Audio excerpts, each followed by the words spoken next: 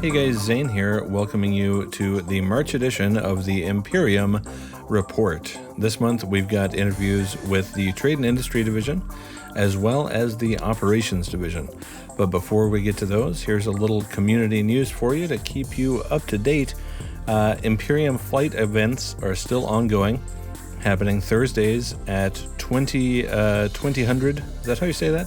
UTC, and Sundays at 1500 UTC.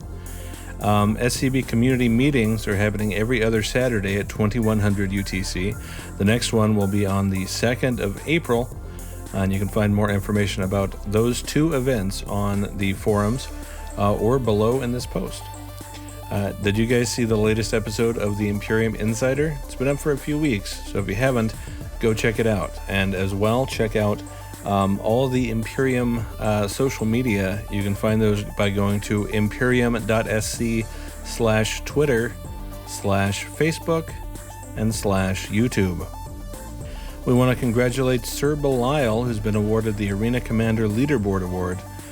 Don't forget that if you place in the top 10 bracket of the Arena Commander Leaderboard after the first week of any patch, you qualify to receive this award.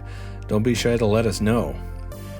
The Imperium Black Desert online group is still going strong. If you'd like to jump into that, it's not too late.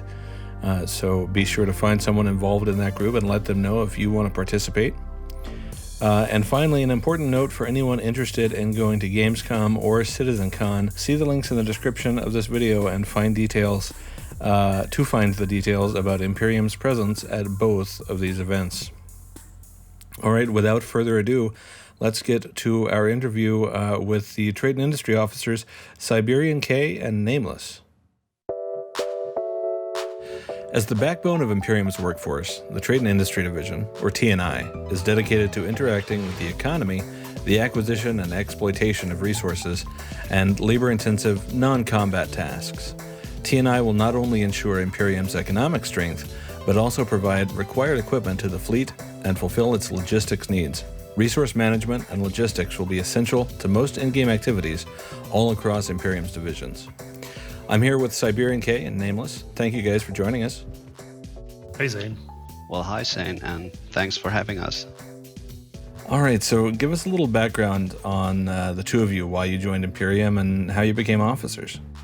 Okay, well, I joined back in November 2012, and it was first I saw Star Citizen on a German game magazine, and the idea back then really interested me because it was a PC game, it was high fidelity graphics, and yes, a space game. Who doesn't want that? So that really got me interested, and 2 weeks later I started thinking about joining an organization, because I was like, joining an organization this early might be a good reason, because a organization that already plans this in an early stage could become successful. So about 2 weeks later, after I backed, I also joined Imperium.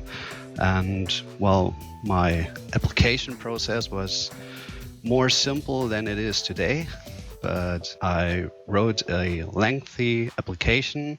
It got reviewed by many officers that are no longer with us, except Gallatin.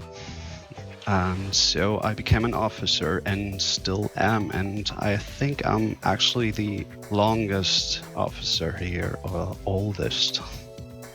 All right, and Siberian? Yeah, hello, I'm Siberian K. Joined Imperium in early 2013 after having discovered Star Citizen by accident.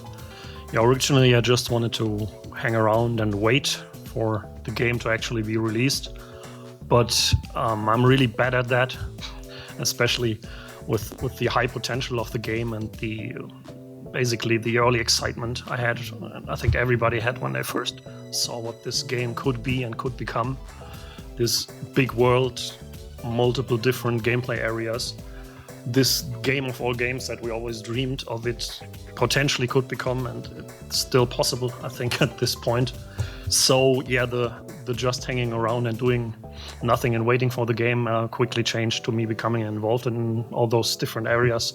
And at some point somebody made me an officer. So yeah, here I am, and trade and industry T&I is really what I'm most interested in. I mean, I'm one of those guys who just want to do everything in a game, right? But I mean, ever way back then when I played Privateer and even games like Pirates, Sid Meier's, and the original Elite, of course, too.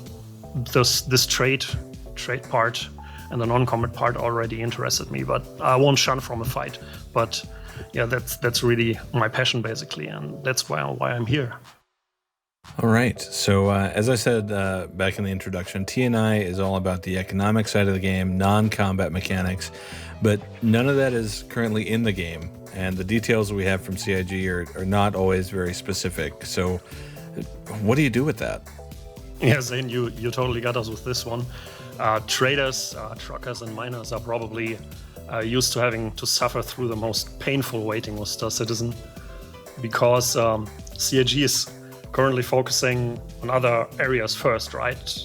They gotta get Squadron 42 out, and they have all these problems with stability in all these minor areas that don't really interest us. We just want the game to be released. But yeah, of course, that affects the T&I division. I mean, regarding in-game specifics, we have probably been the least active of the divisions, but there has been a lots of preparation and theory crafting going on the last 3 years, and also assisting Imperium in other areas. As far as actually economy-related content, there have been many ideas that have been brought to us and concepts that we are looking at, but we basically currently feel like the runner at the start of the racetrack that is eagerly awaiting the starting shot. I definitely feel you there. So what's the vision when we do start running? What does the future hold for T&I? I'd like to see T&I be most active in basically 3 areas, so you can divide that maybe in 3 areas. The first is grouping events and missions, right? So basically assist Imperium members in in-game activities, finding profitable missions, organizing bigger convoys, trade runs, if that's a thing, or just helping to get some starfarer with fuel to some desperate stranded pilot somewhere in the verse, right? Also the organization of and support for bigger fleet-wide operations, whatever will be going on there for bigger gameplay that we'll get with Star Citizen in the long term. So that's the first one. The second area would be guides and tools, right? So educational material, getting that to members, whether in text, video, actual in-game course form, or citing helpful tools that the general Star Citizen community comes up with. I mean, in general, some of the best tools in the end will be used by all of the community, not just Imperium, but everybody. So it's our jobs to sort out what there is, how can we use it, where there's stuff lacking, where we probably need to create our own stuff, and yeah, and where there's stuff and we got stuff already, seeing how we can best utilize that to meet our needs and to help members. And I really mean all the members, not just the most hardcore guys who are online like 24/7. Also the one guy that comes online once a week and just wants to fly alone on some trade mission. We basically wanna help everybody. And yeah, that's the second. The third area would be organization and communication. That's just the more day-to-day org stuff with meetings, PMs, and reaching out to everybody, get communication and stuff. Yeah, but it's of course important because it affects how good we can actually advance in those other areas, right? So that's part of the vision. I mean, I could talk about this for an hour. I mean, with all the theory crafting that has been gone through the last 3 years, but that's the base of the vision, what the division basically is. But until the actual full PU beta starts with persistence and more non-combat gameplay, our job will be to prepare for that and have the structure in place to be able to do those jobs as best as we can once the real deal drops, right? Right. So in the meantime, is there anything that members can do to help? Well, you can always send us your ideas or concepts, spreadsheets, or whatever you have in your mind via PM or on the forums, or just contact us on TeamSpeak if you want to talk about it. So basically, we're really interested in everything that is economy related. It can be from start with theory crafting, or you can even send us more sophisticated project ideas for we can use in the future. We still need some patience in that case, and we won't publish a Space Trucker's Guide to the Verse tomorrow because right now we are really limited with content. But when the time comes, and we will need lots of interested people to help with specific projects, and we will call out to members that are showing that interest. Well, we don't know when it comes. It could be soon or just in a couple of years, like 2018, but hopefully sooner than later. And every time small economy details, concept details are dropped from CIG, we really saw an influx in excitement and activity. And we are sure this awesome Imperium community is going to top that going forward when we get the real deal with information. All right, guys, I want to thank you both very much for your time. Before we go, is there anything else you'd like to say to members of the fleet? We really want to thank our specialists, John, Redurid, and Zane, who have been a great addition to help to G&I, but also we want to thank all other members who supported us over the last couple of years and still support us. And if you have any further questions, you can simply contact us. And maybe if you want to get more involved in T&I, you can always apply for a specialist position through the portal. All right, thanks everybody for listening, and Siberian Nameless, thank you again for joining me. Yes, thank you, Zane, and thank you everybody for listening. Well, thank you. And now here's our operations report with Arcanus and Morgenroth. Imperium's Operation Division has perhaps one of the more ambiguous tasks in the Imperium fleet, and I was hoping to get a chance for the officers of the division to be able to explain to our members exactly what operations entails. So before we dive into that, first, thank you guys for joining me. Please introduce yourselves. Hi, I'm Arcanus. Hello, I am Morgenroth. All right, so unlike some of Imperium's other divisions, operations is fairly new, and the name alone doesn't exactly point to what it is you guys do. I know that what does operations do is a question that you get asked quite a bit, so maybe you can tell us a bit about the division and how it got started. Well, operations first came about during the summer of 2014, and back then we were called Fleet Operations, and our focus was a lot narrower. But the whole thing was really the brainchild of three people, Morgenroth, Deltorin, and myself.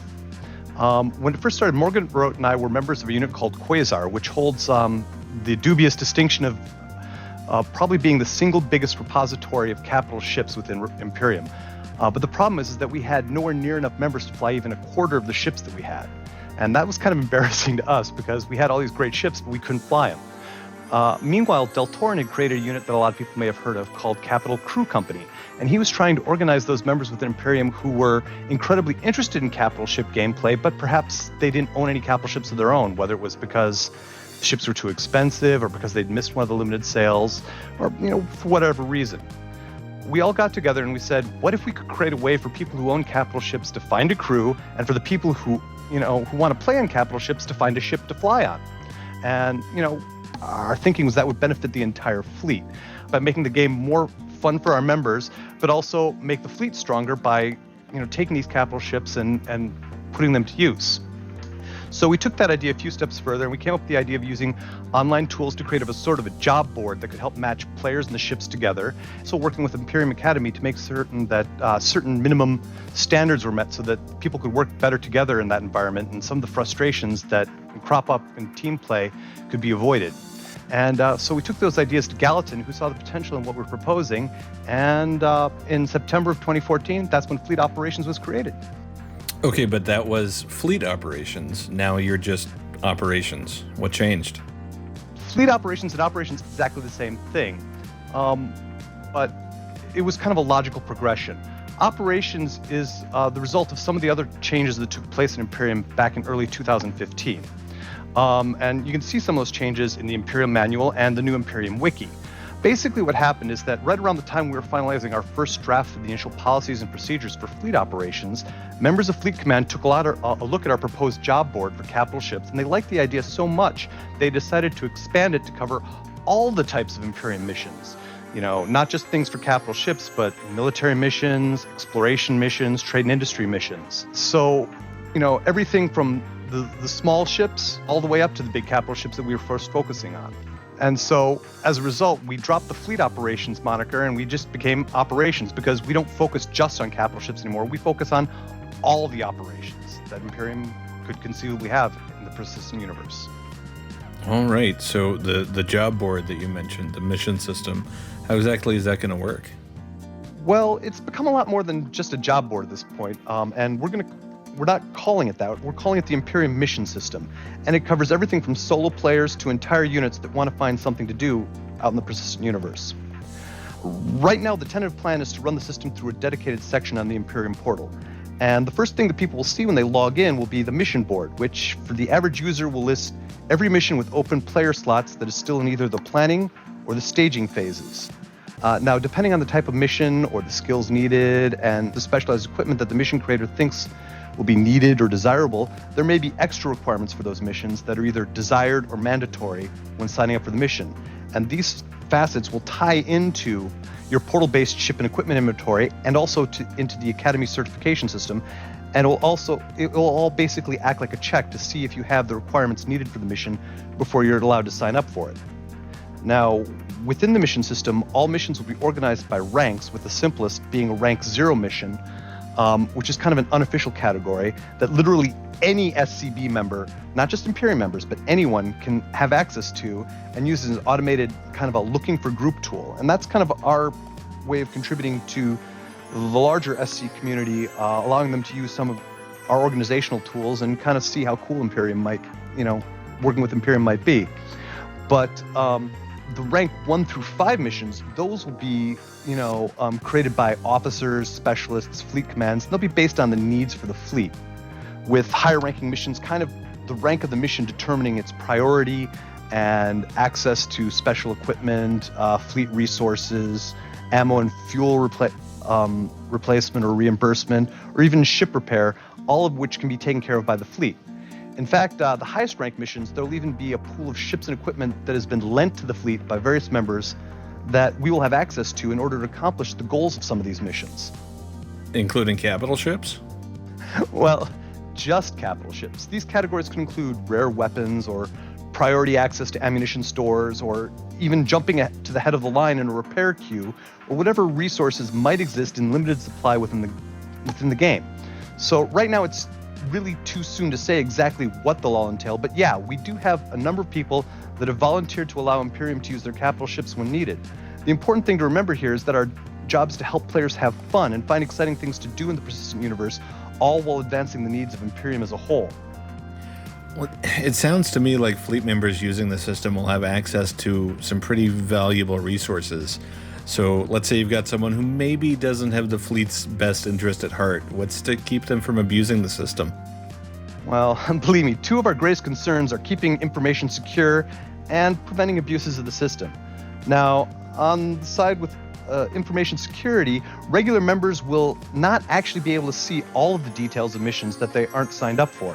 In fact, all you'll see on the mission board is the type of mission, whether it, based on its type, like interception or deep space exploration or cargo runs, strike missions, mining missions, etc., and a brief summary of what the expected risk and reward for that mission would be, along with special skills or equipment that the mission creator thinks will be helpful, and then a posted assembly area, either in UEE, neutral, or Imperium-controlled space where people will gather prior to the start of the mission. That's where a mission would stage out of during what we call the staging phase.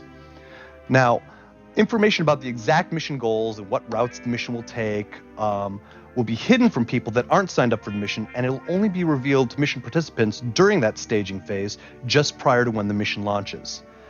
That should kind of keep mission information from falling into the wrong hands too easily. But as far as abuses of the system go, access to Imperium resources will be limited to official Imperium missions. That's rank 1 and higher missions, and only specialists, officers, and members of Fleet Command can authorize those missions. So we have a certain level of oversight that, along with some accountability if someone tries to abuse the system. We won't allow just anyone to sign up for a ranked Imperium mission. The certification requirements for both units and individuals will be much higher because a more skilled player will probably make greater and more efficient use of those resources in the first place. Now, finally, when it comes to the operations staff itself, every member of the operations staff has been vetted by HR, Intel, and Fleet Command before they could be promoted. So with that level of oversight, we should hopefully be able to keep anyone with ties to unfriendly orgs out of the mission system completely. You mentioned briefly the ability for entire units to sign up for a mission, if I understood correctly. How is that going to work? Well, with the latest updates to the Imperium unit system, units are now treated very similarly to individuals within the mission system. That means that units can achieve certification simply by ensuring that a fixed majority of their members also gain certification in that skill, and likewise, unit administrators can set mission preferences for their entire unit. So a combat-focused unit could set preferences for FPS combat or for strike missions, while a trade and industry unit could set preferences for things like mining or cargo runs. Then, when a mission is created that creates a large number of people, the unit administrator can then turn around and they can sign their entire unit up to the maximum number of people available or slots available for that mission all up at once. All right, so continuing with the theme of units, there's been a lot of changes to how units work in Imperium, and how does the new unit system tie in with what you guys are doing in operations? Well, with the creation of the new unit system, there was a little bit of confusion at first. But one of the things that Fleet Command put in place to help clear up the confusion and to help units and unit administrators navigate the process was a new group called the Unit Support Staff, which is a dedicated group of specialists that exists strictly to work with unit administrators and assistant administrators. They can answer questions, they can provide advice, and generally offer guidance on the best ways to operate under the new unit system and how these units can achieve certification, and even how they can sign up for those official Imperium missions that I mentioned. So is the unit support staff a separate entity, or is it part of operations? The unit support staff is definitely a part of the operations division, but the members of its group focus on unit support and integration rather than on mission creation. That may change at some point in the future as the specialists from the different sides share information and learn each other's roles, but for now the two groups are specialized in their own areas of responsibility. All right. Morgan wrote, you've been pretty quiet over there. I understand that you were actually fairly instrumental in the creation of the operations division. What's your current role? Well, the mission of operations has definitely expanded, but we still maintain our core mission of working with capital ship owners to help them find missions and crew.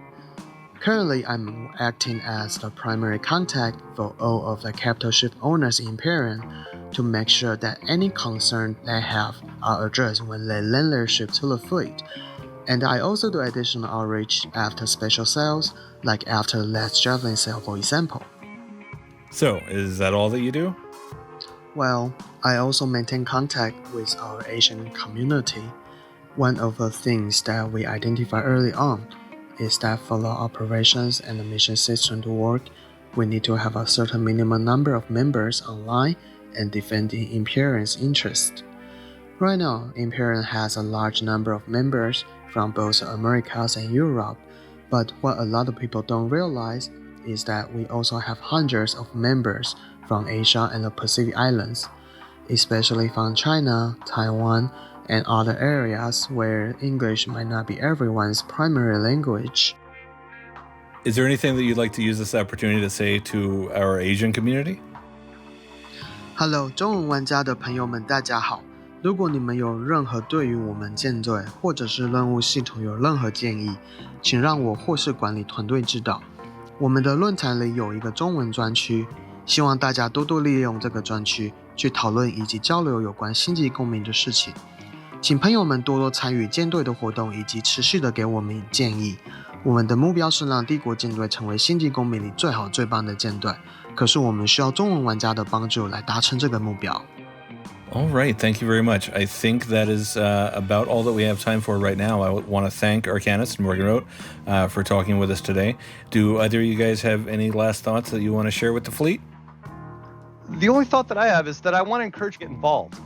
Imperium has over 4,000 members at this point, but the percentage of members that are currently active is much, much lower. And that's not unusual. In fact, that's true across all of the orgs in Star Citizen, but it doesn't really have to stay that way.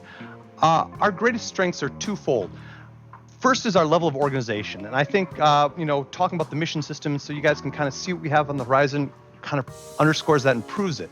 But the second is our membership. Now, here in Ops, we spend a lot of time trying to plan out how we can best work as a group in the persistent universe, but all the planning in the world won't do us any good without an active and engaged community.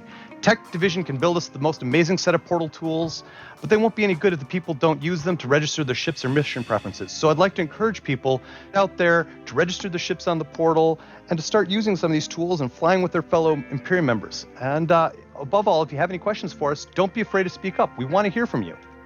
I want to echo what Arcanus has said and remind people that there is an operations section on the forums where you can reach us at any time. If you have any questions or concerns, don't be afraid to get in touch with us. That's what we are here for. All right, guys, that is just about going to do it for this month's Imperium Report. Thank you for joining us. We really appreciate you watching these videos. Let us know any feedback that you have, anything you'd like to see done differently, improved. We're doing this for you, so we want to know. Until next month, we'll see you for another edition of the Imperium Report.